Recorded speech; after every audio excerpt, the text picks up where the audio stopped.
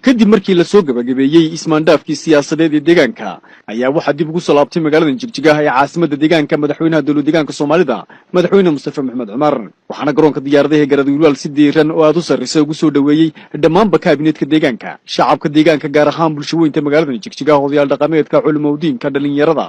kooxaha fanka iyo suugaanta kooxaha baambiga deegaanka iyo bulshada qaybadeeda kala duwan halkaasi oo shacabkii iskugu yimid ay ku dhigyo kala duwan ay ku soo dhaweynayeen madaxweynaha sida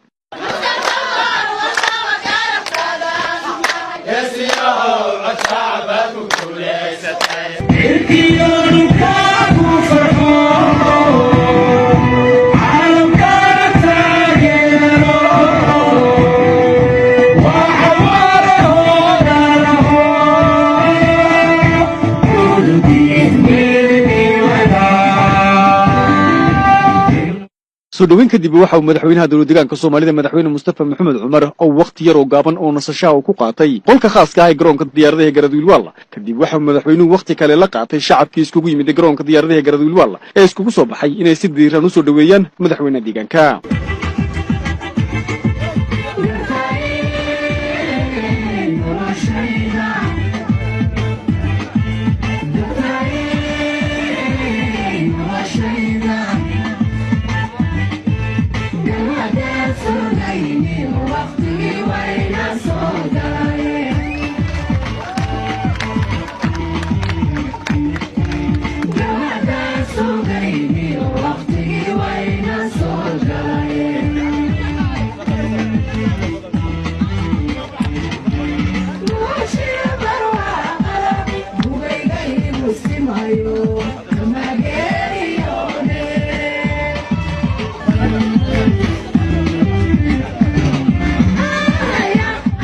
kadibna madaxweynaha dowladda deegaanka Soomaalida madaxweyne Mustafa Maxamed Cumar ayaa loo soo galbiyay xagga iyo qasriga madaxtooyada deegaanka waxaana wadada labadeeda geesood tubnaha laga soo bilaabo garoonka diyaaradaha Garadwilwal ilaa iyo qasriga madaxtooyada deegaanka shacabka qaybihiisa kala duwan oo halkaasi ku soo dhaweynayay madaxweynaha ayagoo wadada la taagnaa caleemo qoyan iyo calanka deegaanka kadib markii uu soo gaaray qasriga madaxtooyada deegaanka ayaa waxa halkaasi kula hadlay madaxweynuhu saxaafadda isagoo ay hareer taagnaayeen madaxweyne ku-xigeenka deegaanka mudane aadan faarax iyo marwe firdawse maxamed afayeen ku-xigeenka golaha xildhibaanada deegaanka waxuna madaxweyne Mustafa Maxamed Cumar sheegay sida la socotaan tan iyo markii isbedelku ka hana qaaday deegaanka Soomaalida 5 bilood ka hor shacabku waxay muujinayeen taageero ballaaran oo dhinac walba ah iyo hooba ah sahaatee waxaa soo noqonayay arrimo caqabadooyin jiray oo la xidhiidhay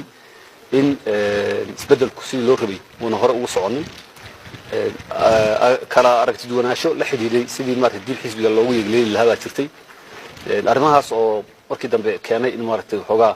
saxaafadda iyo ay galaan isku maartay kala hadal fara badan taas si wanaagsan inaan waxa joogno ayaa u tagnay dhammaan wixii jirayna waa isku soo afgaranay waxaan hadda rajaynaynaa in si dhaqso ah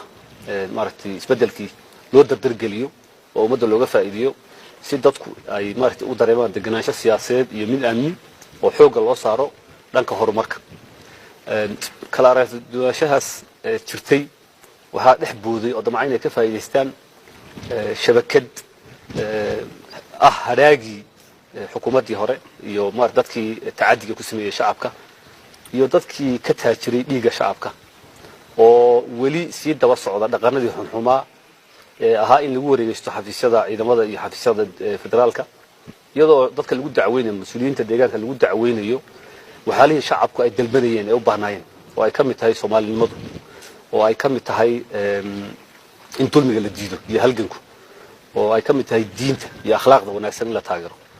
waxaalahaas iyadoo dadka lagu dacweynayo shabakad u badneed dad maaragtay ka faa'iiday dhiigii shacabka intii maaragtay dhiigu daadinayay tacadiyadu socdeen iyagu qandaraaso iyo miisaaniyad iyo lacag ka heli jiray oo haddana u tafaxaytay inay sii wataan dhaqanadii noocaas ahaa yaa ololayaal fara badan oo ka dhana xukuumadda ka wadi Addis Ababa iyo dhulkaas iyagoo si khaldan u soo dhigayay xaqaa'iqa ka jira deegaanka waxaa maanta shacabka ugu bishaareynaa in dhammaan isku dayada noocaas ahaa si buuxda looga adkaaday shacabkuna maanta laga bilaabo uu fili doono in isbedel dhab ah oo dhinac walba dhinac siyaasadeed mid amni iyo mid horumarineedba loo jihaysan doono waxaan ugu baaqaynaa mar kale dadka noocaas ee akhlaaq xumada iyo dhaqan xumada wiiqaysa midnimada ummadda Soomaaliyeed ka shaqeynaya inay ka waantoobaan haddii ay ka waantoobi waayaan waxaa mas'uuliyad naga saaran tahay in si isbeddelkan uu taabagalo talaabooyinka loo baahnaa ka qaadano taana waxaan rabaa inaan shacabka u cadeyno inaan dib looga waaban doonin waxaan aad iyo aad u mahadnaqaynaa shacabka deegaanka Soomaalida oo si buuxda isu garab taagay xukuumadda muujiyana wadannimo aan hore loo arag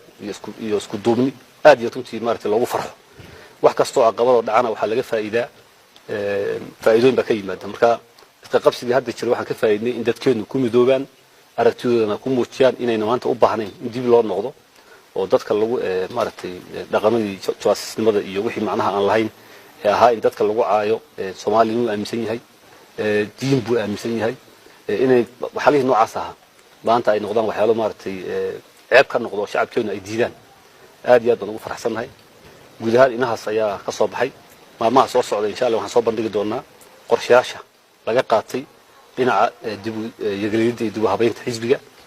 iyo dhinaca maartay mashaariicda horumarka labadaba iyo dhanka nabadgelyada waad mahadsantihiin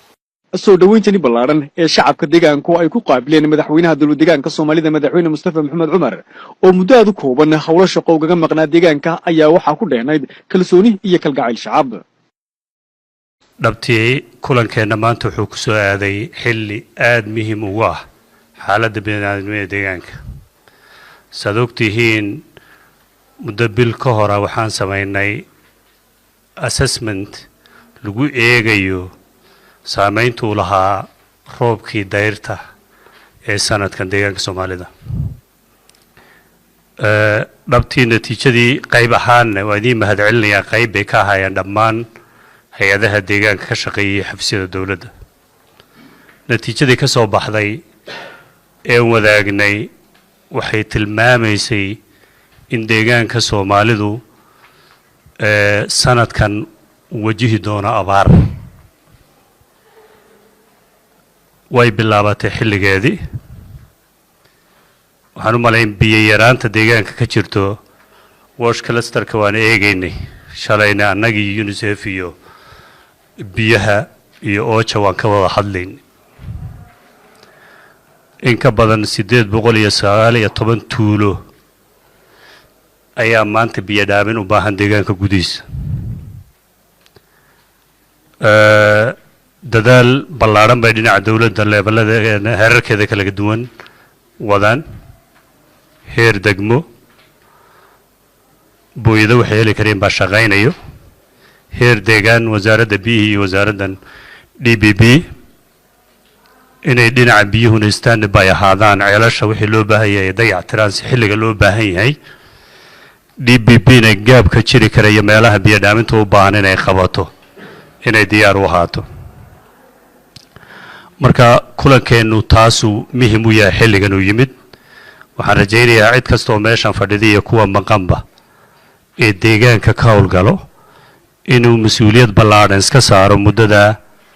haddaba si aan xogo dheeraada uga ogaano kulankan lagaga wada hadlayo xaaladda bani'aadamnimada ee deegaanka Soomaalida waxaana waraysi kala yeelnay agaasinka digniinta hore iyo ka jawaab celinta ee xafiiska ka hortagga iyo diyaar garowga musiibooyinka dowladda deegaanka Soomaalida mudane Cabdi Fataax Maxamed Cabdi shirkan maanta wuxuu ku saabsanaa waxa la dhahaa shirka humanitarian coordination meeting ama DRM technical working meeting baa la dhahaa waa shir lagu kala warqaato bilaa oo lagu kala warqaato xaaladda bini'aadanimo ee deegaanka ka jirta taas oo hay'adaha ka howlgala deegaanka haday noqoto kuwa caalamiga iyo kuwa deegaanka ka soo jeeda ama dalka ka soo jeeda ay ka howlgala deegaanka wax qabadkoodii iyo sidoo kale xaaladda bini'aadanimo ee deegaanka ka jirta lagu kala warqaato shirkani wuxuu u yahay dallad shirar clusters la dhaho oo lagu qabto xafiisyada kala duwan iyo hay'adaha bahwadaagta la qabtaan tusaale ahaan wash cluster